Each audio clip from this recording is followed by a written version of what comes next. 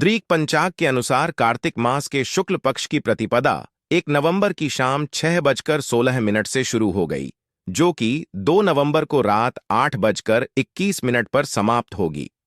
दोस्तों, आज मैं आप लोगों को गोवर्धन पूजा संबंधित संपूर्ण जानकारी बताऊंगा और इस वीडियो में बताऊंगा कि गोवर्धन पूजा के दिन हमें गौमाता को क्या खिलाने से हमारे घर में धन की प्राप्ति होती है तथा गोवर्धन पूजा संबंधी संपूर्ण जानकारी इस वीडियो में बताऊंगा। अपना कम से कम 8 से 10 मिनट का बहुमूल्य समय जरूर देना, फिर आपको को समझ में आ जाएगा हमें जो है गोवर्धन पूजा क्यों करनी चाहिए और हमें गौ माता को इस दिन अंकुर क्यों खिलाना चाहिए। वीडियो को ध्यान से देखना, हमारे चैनल में बने रहना, आपको संपूर्ण जानकारी इसी चैनल में प्राप्त होगी। दोस्तों, इस बार दिवाली की तिथि की वजह से गोवर्धन पूजा की तारीख को लेकर कंफ्यूजन बना हुआ है और लोगों में असमंजस है कि गोवर्धन पूजा 1 नवंबर को मनाई जाएगी या फिर 2 नवंबर को। ऐसे में दोस्तों, सबसे पहले जानते हैं गोवर्धन पूजा कब है 2024 में और गोवर्धन पूजा का शुभ मुहूर्त क्या है। हर साल कार्तिक माह के शुक्ल पक्ष की प्रतिपदा तिथि के दिन गोवर्धन पूजा होती है और इस दिन घरों में गोबर से गोवर्धन पर्वत यानी गिरिराज जी महाराज बनाए जाते हैं। फिर उनका विधि विधान से पूजन होता है। यह पर्व दिवाली के अगले दिन अमावस्या तिथि समाप्त होने के बाद प्रतिपदा तिथि में मनाया जाता है। वैदिक पंचांग के अनुसार इस साल कार्तिक माह के शुक्ल पक्ष की प्रतिपदा तिथि गोवर्धन पूजा 2 नवंबर 2024 शनिवार के दिन मनाई जाएगी। देखो दोस्तों, गोवर्धन पूजा के दिन भगवान श्री कृष्ण और गोवर्धन पर्वत और गायों की पूजा की जाती है। गोवर्धन पूजा में अन्नकूट का भी बहुत ही महत्व है। जी हां, गोवर्धन पूजा में अन्नकूट का बहुत बड़ा महत्व है। अन्नकूट का भोग भी सामर्थ्य अनुसार जरूर लगाना चाहिए। कहीं कहीं लोग मूंग दाल और बाजरे को मिलाकर के खिचड़ी बनाते हैं, तो कहीं कहीं अन्नकूट में भगवान श्री कृष्ण को 5 भोग का प्रसाद भी लगाया जाता है। इस प्रक्रिया को अन्नकूट कहा जाता है। दोस्तों, आइए जानते हैं गोवर्धन पूजा पर चढ़ाए जाने वाले अन्नकूट प्रसाद का 56 भोग के बारे में, अर्थात इसका क्या महत्व है। अगर आज की वीडियो आप मिस करते हैं तो फिर सारी जिंदगी आप इस प्रकार की जानकारी को पाने से वंचित रह जाएंगे, क्योंकि कोई भी आपको अनाजों का मिश्रण होता है। तरह तरह के पकवानों से भगवान की पूजा की जाती है। इस प्रसाद को अलग अलग बांटने की बजाय इकट्ठा बांटा जाता है। इस मिश्रण का स्वाद निराला होता है। भगवान ने इस अन्नकूट के प्रसाद में कई सारी सब्जी को मिलाकर के देखिए।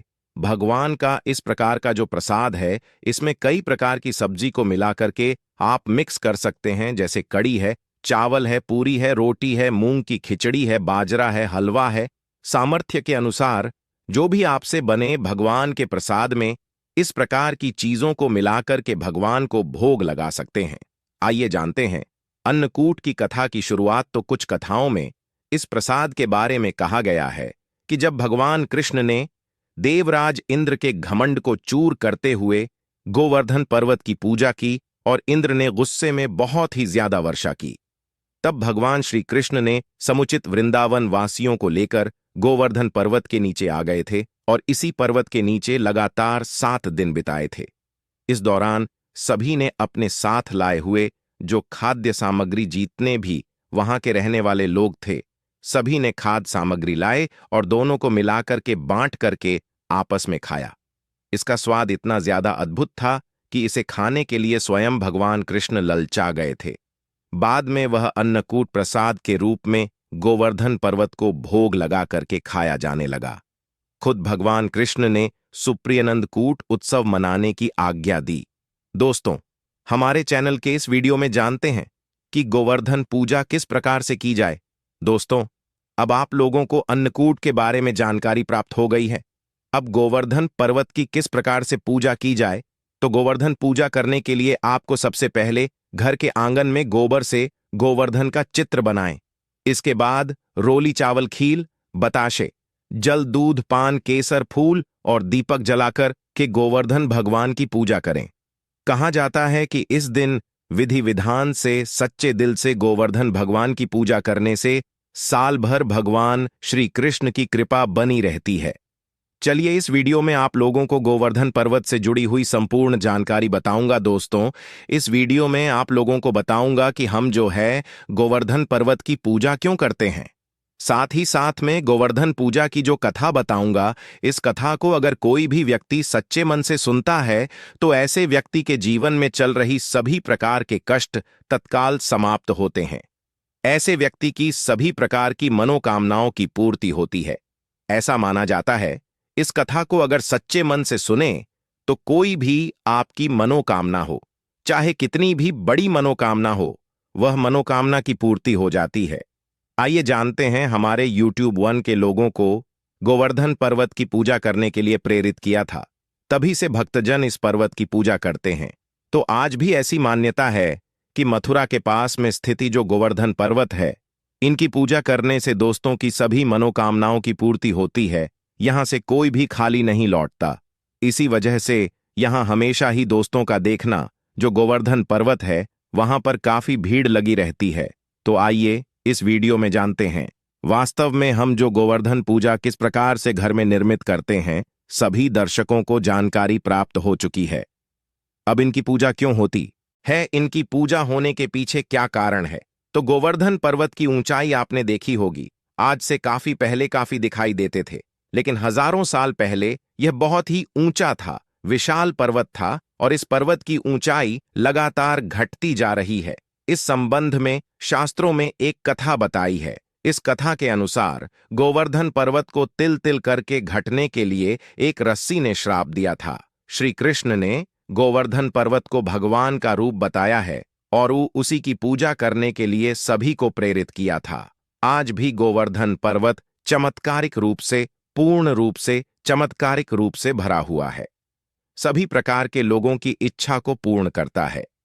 गोवर्धन पर्वत की परिक्रमा करने वाले हर व्यक्ति को जीवन में कभी भी पैसों की कमी नहीं होती। साथ ही साथ गोवर्धन पूजा करने वाले लोगों को भी पैसों की कमी नहीं होती। ऐसा माना जाता है कि महाभारत काल में गोवर्धन पर्वत की ऊंचाई करीब 3000 मीटर थी, जबकि वर्तमान में यह पर्वत करीब 30 मीटर ऊंचा ही रह गया है।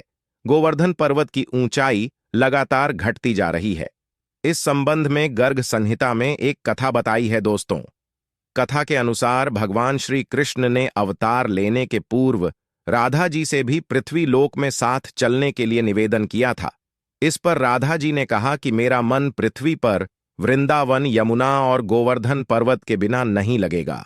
यह सुनकर श्री कृष्ण ने अपने हृदय की ओर दृष्टि डाली, जिससे तेज निकला और राजभूमि पर जाकर के गिरा। यही तेज पर्वत के रूप में परिवर्तित हो गया।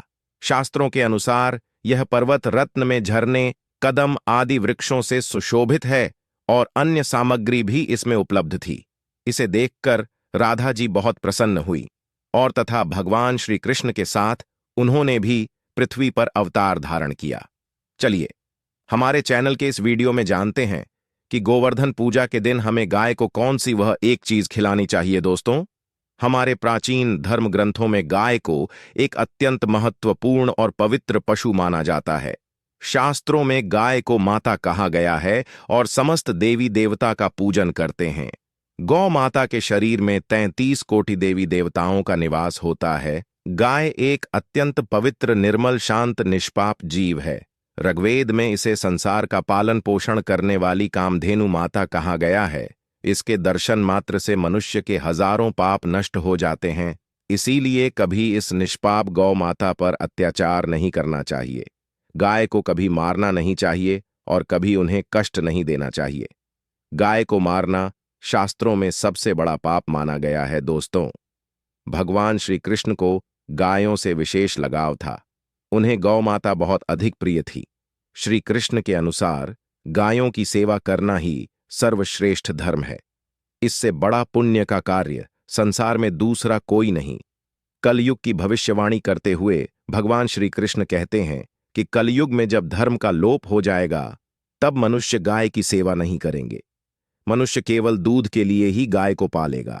दूध के लिए गाय को बहुत कष्ट देगा, जिसके परिणाम स्वरूप कलयुग में पाप और धर्म उसके चरम पर होगा।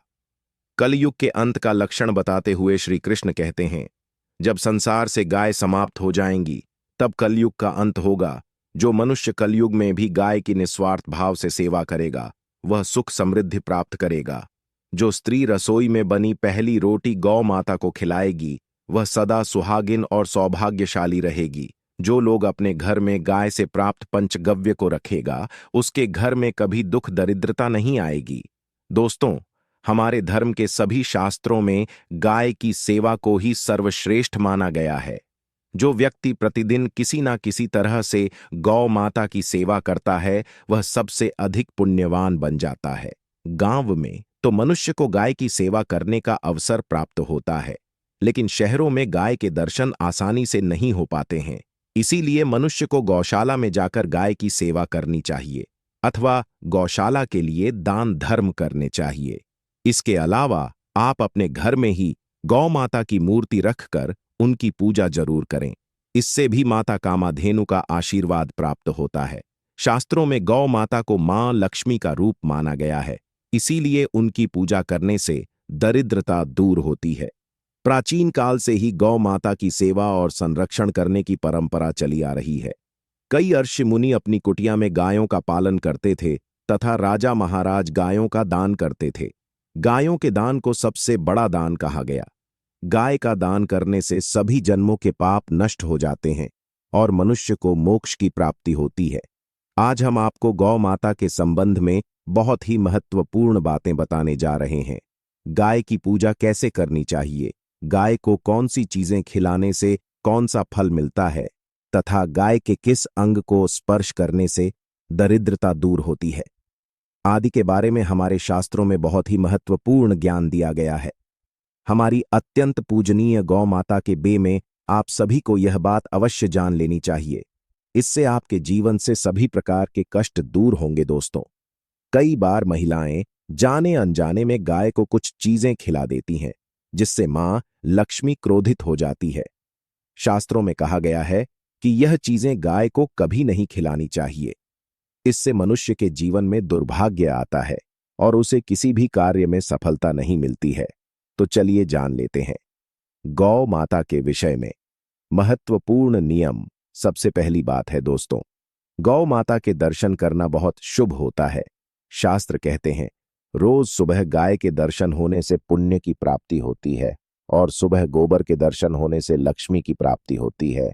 अगर किसी महत्वपूर्ण कार्य के लिए जा रहे हैं और अचानक ही गौ माता आपके रास्ते में आ जाती है तो वह कार्य निश्चित ही सफल हो जाता है।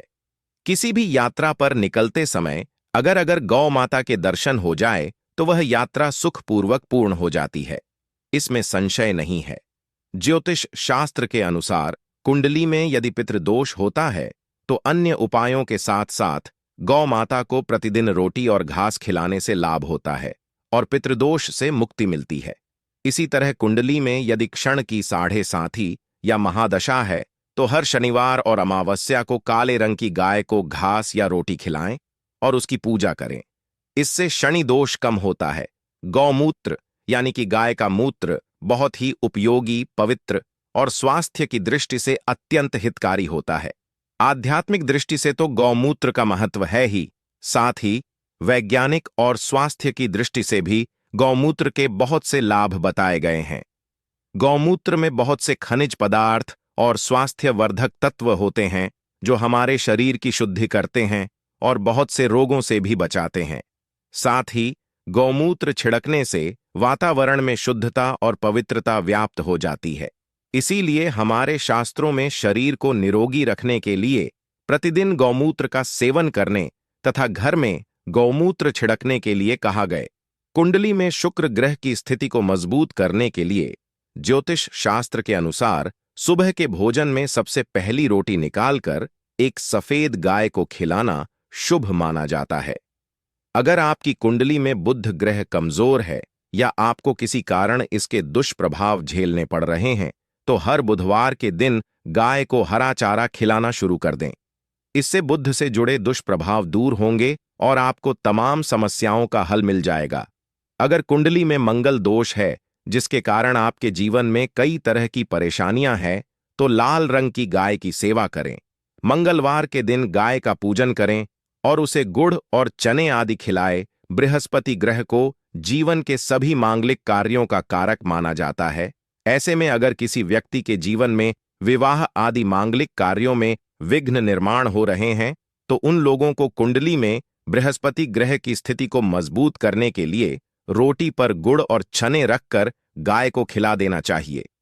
इससे आपको शुभ परिणाम प्राप्त होते हैं।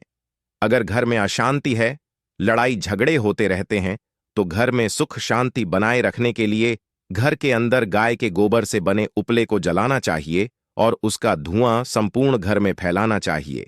इससे घर की नकारात्मक ऊर्जा नष्ट होती है और सकारात्मक ऊर्जा में वृद्धि होती है। गाय के दूध, दही, घी, गोबर और गौमूत्र से बनने वाले मिश्रण को पंचगव्य कहते हैं। पंचगव्य को पापनाशक कहा जाता है और हिंदुओं की धार्मिक विधि प्रायश्चित करने में इसका उपयोग किया जाता है।